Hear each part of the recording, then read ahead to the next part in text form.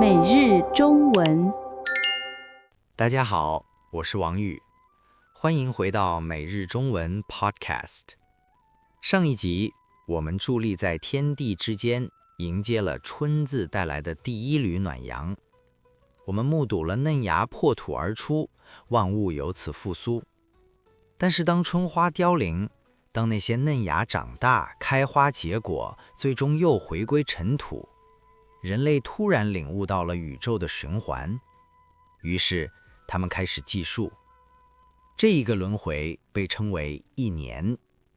今天，请大家随王宇一起围坐在炉火旁，来听听关于年字那充满戏剧性的故事。提到年字，我们往往首先想到的是时间，是历法。但是如果把时光倒流回3000年前，在甲骨文中，年字的意思根本就不是时间，它是一幅关于农业的画卷。请大家脑补一下古老的年字，它的上面是禾字，描绘着一株沉甸甸、垂着穗子的谷物；下面是一个人字，画的是一个正在前行的人。合起来，年字描绘的就是这样一幕：一位农夫背负着沉甸甸的庄稼，刚刚结束了一季的辛劳。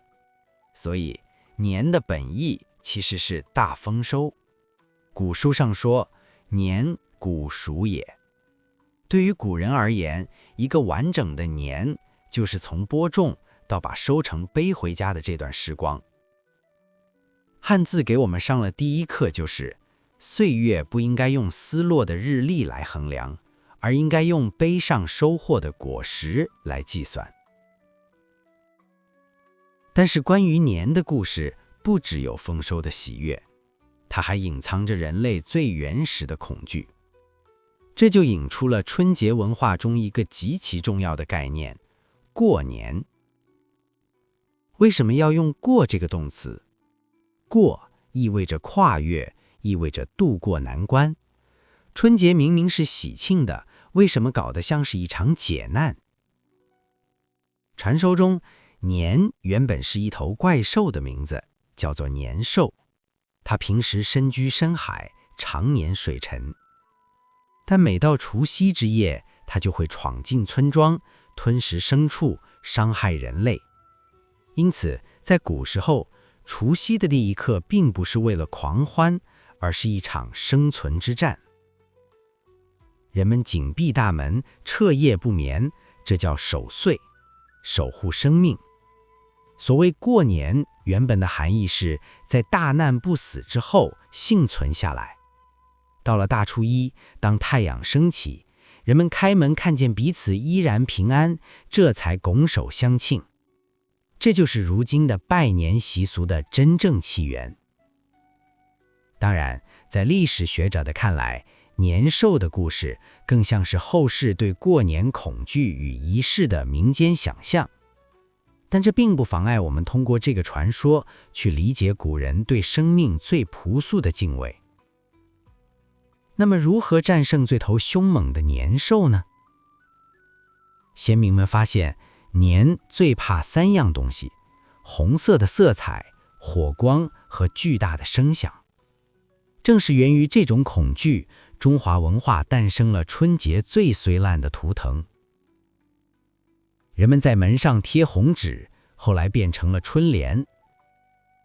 人们焚烧竹子发出爆响，这就是鞭炮的前身。人们点起红灯灯，穿上红装。这种具有魔力的红色，后来也变成了长辈给孩子的红包。人们把钱装进红信封，取名叫做压岁钱。寓意就是用红色的正气压住邪祟，保佑孩子岁岁平安。这是一种美妙的转化，人类把原本用来驱邪的红色和噪音，变成了幸运和欢腾。年字从一头怪兽的名字，最终被驯化成了团圆的符号。在安全的过了年之后，人们会聚在一起吃些什么呢？必不可少的一道美食就是年糕。在这里，汉字又玩了一个有趣的语言游戏。这种糕点的糕读音完全同于高低的高。吃年糕不仅仅是因为它美味，中国人相信在新年伊始吃下这块糕，就是把一句祝福吞进了肚子里。年年高升，一年比一年高。孩子吃了长得更高，大人吃了职位更高，老人吃了寿数更高。那软糯香甜的年糕里包裹着人类千百年来的渴望，明年一定要比今年好。听众朋友们，我们从农夫背负稻谷的形象讲到了与时光怪兽的搏斗，最后结束在通过年糕寄托的晋升之梦。将这些串联起来，王宇悟出了一个深刻的哲理：年不会自然流逝，年是我们必须背负的重担，年是我们必须克服的恐惧。但经历了这一切，如果我们足够强大，就会迎来生命的高升。新的一年又到了，不要只去数自己老了几岁，请数一数你的碑上到底收获了多少沉甸甸的年。感谢大家聆听关于年字的故事。下一集大家想听王宇讲哪个汉字的故事呢？请在评论区告诉我。我是王宇，我们下期再见。